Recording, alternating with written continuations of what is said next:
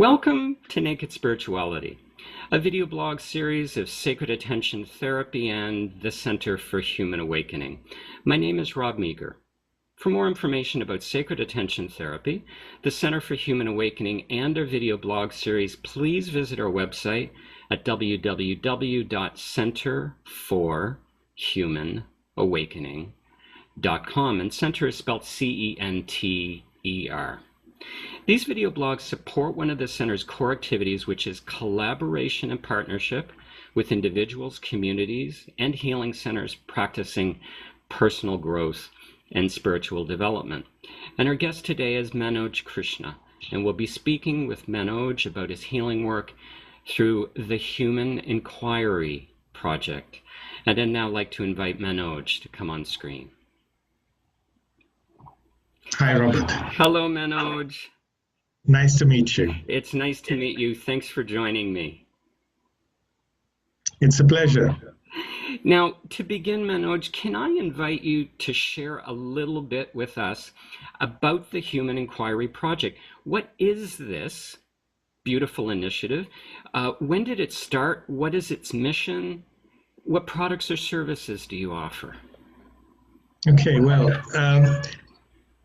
the basic premise behind the Human Inquiry Project is that human beings share the same mind. So we can investigate it together. Though we think we're unique as human beings, that uniqueness lies only in the content of our memory. But our mind functions in the same way in all of us, and so we can investigate it together. So to give you an example, you and I might be afraid of different things. You know, I might be afraid of spiders, you're afraid of the dark. But the nature of fear in both of us is the same. So we can get together and we can explore fear together. And if as human beings, as scientists, we may uncover, for example, a way of living without fear, then we can share that with each other and with the world. Right. You see, human beings are amazing when it comes to solving the problems in the world outside. If you take, we've eradicated smallpox, cured so many diseases, and so on. And we are curious. We're curious to find out knowledge about what's going on in the world. For example, NASA spends $20 billion a year and has 18,000 scientists, okay? But when it comes to the problems in our inner spaces, loneliness, fear, stress, conflict, sorrow, we have no answers. We have neglected our inner spaces completely. And I think, for example, there are no scientists working to end fear. There is no $20 billion government program to explore human consciousness and to see if we can change fundamentally. So the Human Inquiry Project its goal is to try and bring human beings together so we can explore this mind we all share and ask if it's possible to change fundamentally. Now, if you look around the world, you'll see there's so many problems. For example, and each of them we think is separate. We think climate change is completely different from obesity, from drug addiction, from high divorce rates, and so on. But each one of those problems begins in the human mind. So the solution must also begin there, by just understanding ourselves and the way our minds work. Now, this is not an understanding based on what anybody has said. It's not based on any religious belief or what even I, Manoj, think. It's just a mirror in which we can look at ourselves clearly. And that understanding brings its own intelligence. And the beauty is that intelligence brings change without effort. So perhaps one of the reasons we have struggled to understand ourselves is because all through our education, we are taught about the world outside us. but not about ourselves. We don't even know there is a world within to look at. I mean, a lot of people just don't even know, are not even aware of that. They just see the effects of that in their life, with all their conflict and stress. And even if they are aware, oh yes, there is something I need to look at, they don't know how to begin. There's no roadmap. So I've written a book called Understanding Me, Understanding You, which is part of this project. And it's an inquiry into being human. It has 26 chapters, and it just explores simple things in very simple language, like anger, fear, desire, conditioning, love, happiness, and so on. Mm-hmm. Now, the whole project and the book is not for profit. And so as far as educational institutions are concerned, the book is being given for free. So that students can come to this wisdom at an early age. So by the time they reach adulthood and leave education, they're better equipped to deal with the challenges that life is going to throw at them. Mm-hmm. Because happiness is elusive, as you know, for the rich and the poor. Whether you live in Swaziland or Switzerland, you are unhappy for different reasons. Mm-hmm. But if you were taught to understand the reasons behind your unhappiness, for example, you might be in a better position to avoid those and live a happier life.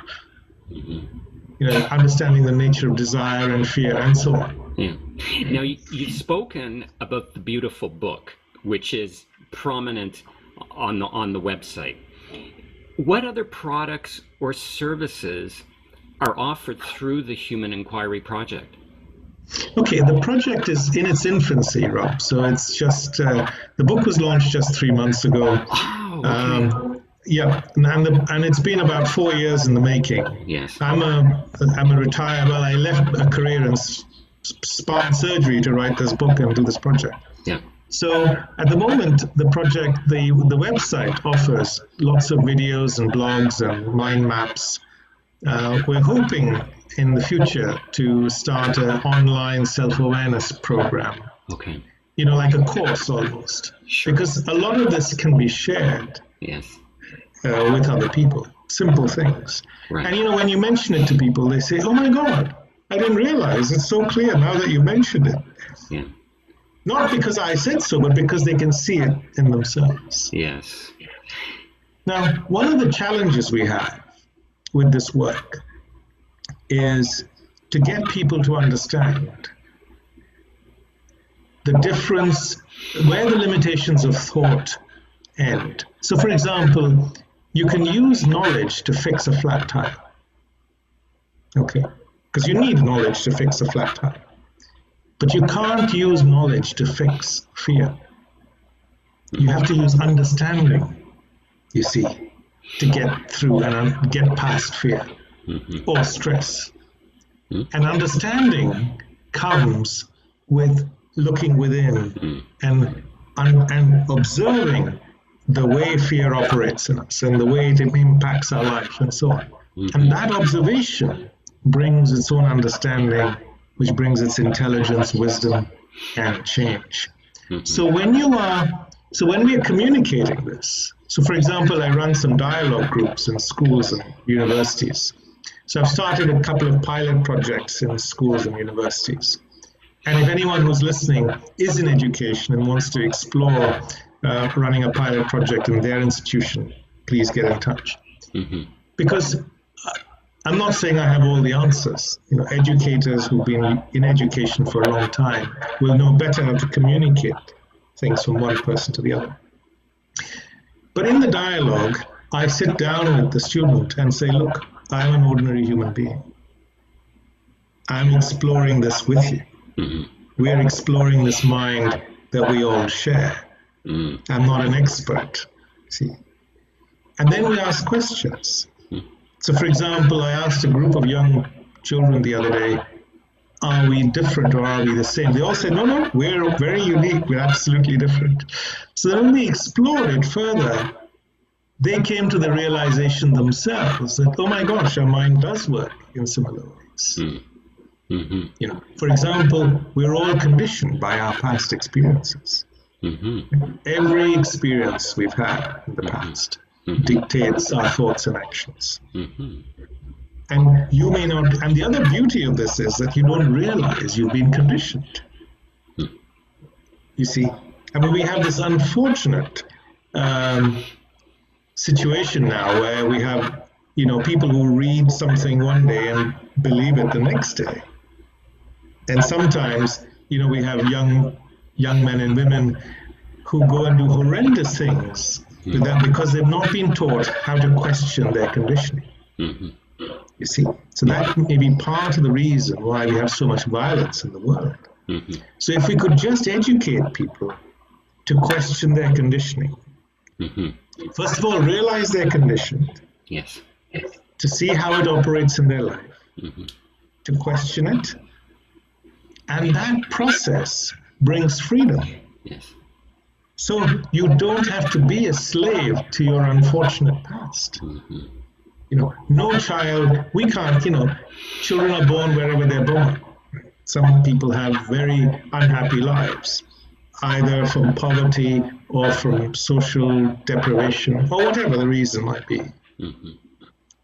And the current thinking is, you are doomed to a life doomed to a future that's bleak because of that bleak past.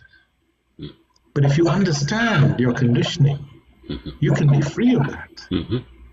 You can be free of all your sorrows. Can you imagine what a difference that would make? Mm-hmm. And all you need is to see it clearly. Yes. That clarity is all that is required. Mm-hmm. So the beauty of this approach is it doesn't require an expert or an authority or a new belief system.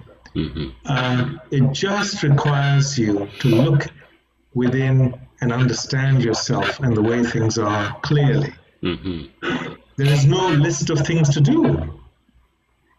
There are no 10 things that you need to do at all. Mm-hmm. There's only one thing, which is observe Mm-hmm. and understand.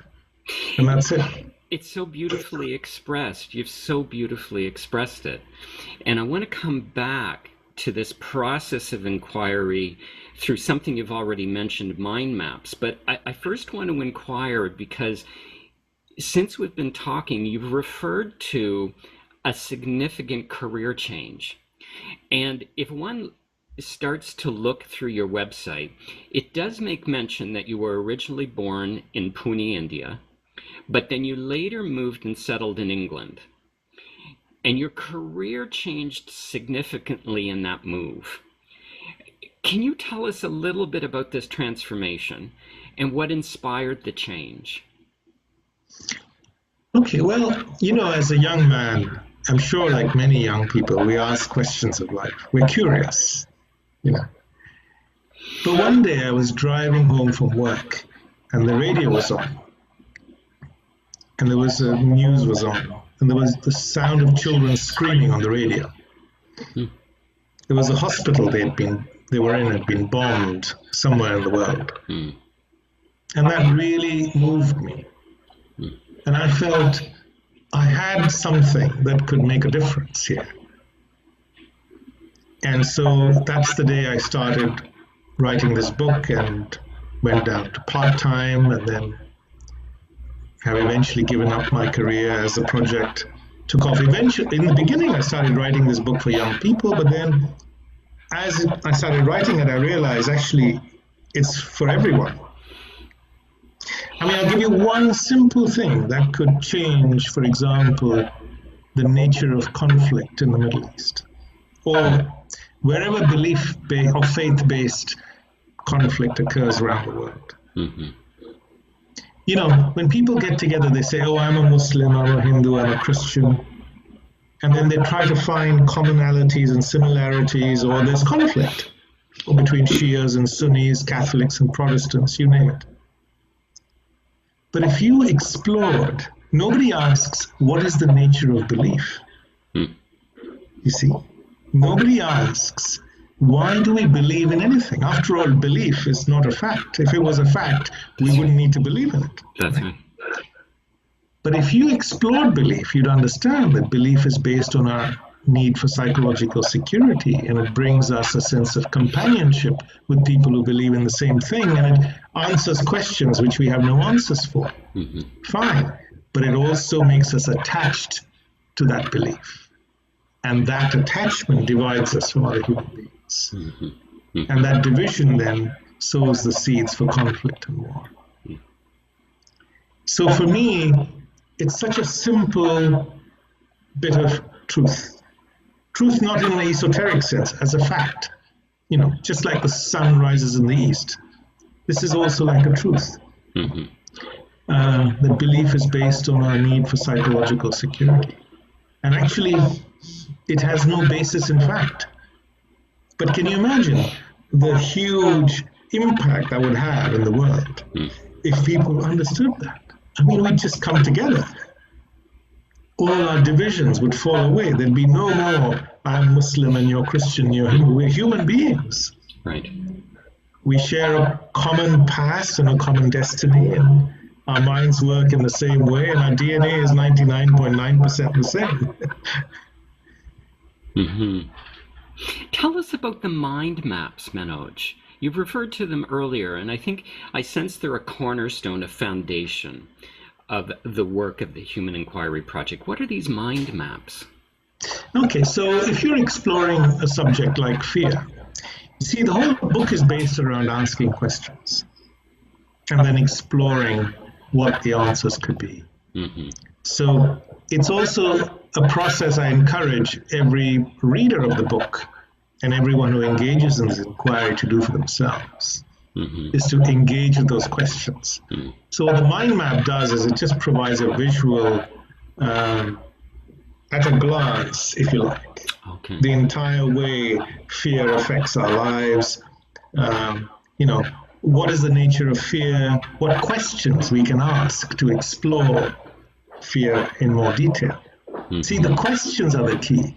Yes. The question unlocks the truth. Yes. So if you ask yourself, for example, in what ways am I conditioned? And how does my conditioning affect or operate in my life today? Mm-hmm. That question opens up, a door through which, so much can be discovered. Or in what way, what are my hidden fears? And in what way are those fears operating in my life? Mm-hmm. That question opens up a door. So this approach really empowers us to take charge of our own life. So, for example, stress is such a big deal, right? Everyone is stressed. I mean, and in the US, for example, opioid dependence is a national emergency. So as soon as we're stressed, we blame the other person or the situation for stressing us out. Simple, right? Someone has shouted at me, or the boss has been whatever, or some situation. But actually, if you really explore it, there's a situation out there, but there's a reaction in here, and it's the reaction in here that's caused this feeling of stress, right? So you can turn your gaze inwards and say, what can I learn about myself in this moment? What is it in me that is being triggered that is causing me to feel stressed? Mm-hmm. And that exploration, for example, can bring freedom. I'll give you one example. Say I'm a surgeon, okay? I have an image of myself as a really good surgeon. Someone comes along and says, oh, you're a useless surgeon, Manoj. Immediately, stress, so much pain, oh my God. I don't understand where it's come from, but immediately I feel that pain, okay? Yeah. Somebody else comes along and says, you're a useless cook, Manoj. And I'll just laugh and say, hey, I agree with you. I really need to get some lessons, I'm a terrible cook. The difference is I have an image of myself as a good surgeon. That's right. But I don't have an image of myself as a good cook. Right. So that immediately then allows me to explore the nature of image making how these images form, where they come from, how they impact my life. And that brings its own intelligence and wisdom. So in future, when someone says, you're a useless surgeon, it's not going to cause that, because I understand the whole nature of image making and what's behind that conflict. So this inquiry empowers us to take charge of our own life and stop feeling like we're victims of the life of the world we live in terms of our sorrow. Psychologically, I mean, I don't mean physically, I mean psychologically. Yes. Yeah. Now, these mind maps, I am assuming they underpin, they are fundamentally important as part of the beautiful book you've mentioned, Understanding Me, Understanding You, or that the mind maps come out of this work. That's right. Is there something more you'd like to share with us about this book, Understanding Me, Understanding You? Okay. Well, I'd say that the book is divided into 26 chapters. It's about 300 pages long. Okay. It covers every aspect of human activity, from happiness, love, death, fear, conditioning, and so on. Okay. You can browse the book on the website. Okay. Now, this understanding, the other reason I did the mind maps is that this understanding is a total understanding. Though you might read the chapter on fear, for example, you can't just read the chapter on fear and think, oh, I'm going to end fear. It's a total understanding of the nature of the self, the nature of the mind, and the way we identify with the content of our memory. See, Manoj is nothing more than the name identified with the content of my particular memory, and the same with you, and so on. And if you see that, you think, well, what's the big deal here? And then suddenly that starts breaking those barriers down, and it brings a real sense of peace. So when people ask, what is the benefit of this process of inquiry? I say only two things. I say, you want to be happy and healthy, don't you? If you want to be happy, you have to get on with other people and have happy relationships. And the only way of doing that is to understand them. If you want to understand other people, you've got to understand yourself. Simple. You want to be healthy?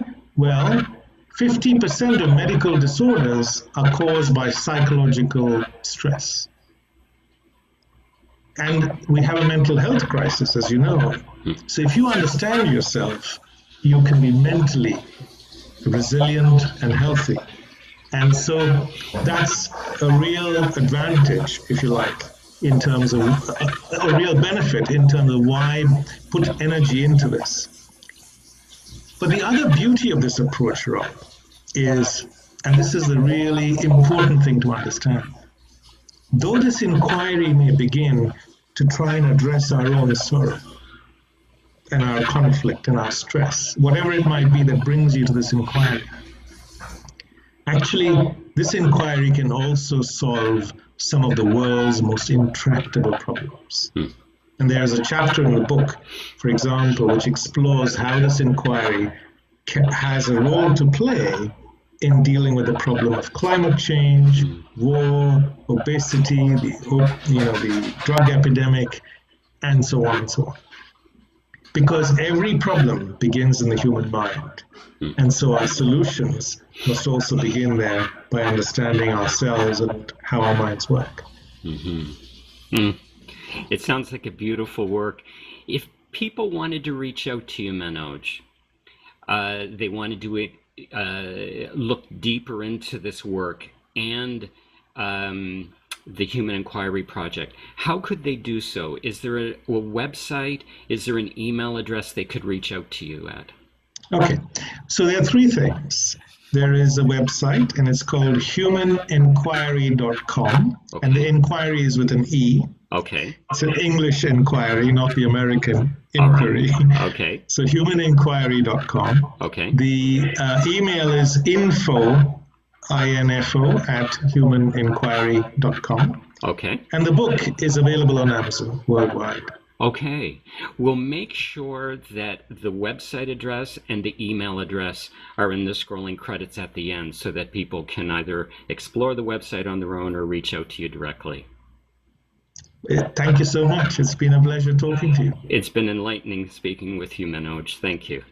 Thank you for this opportunity. Thank you. Bye-bye. Bye-bye.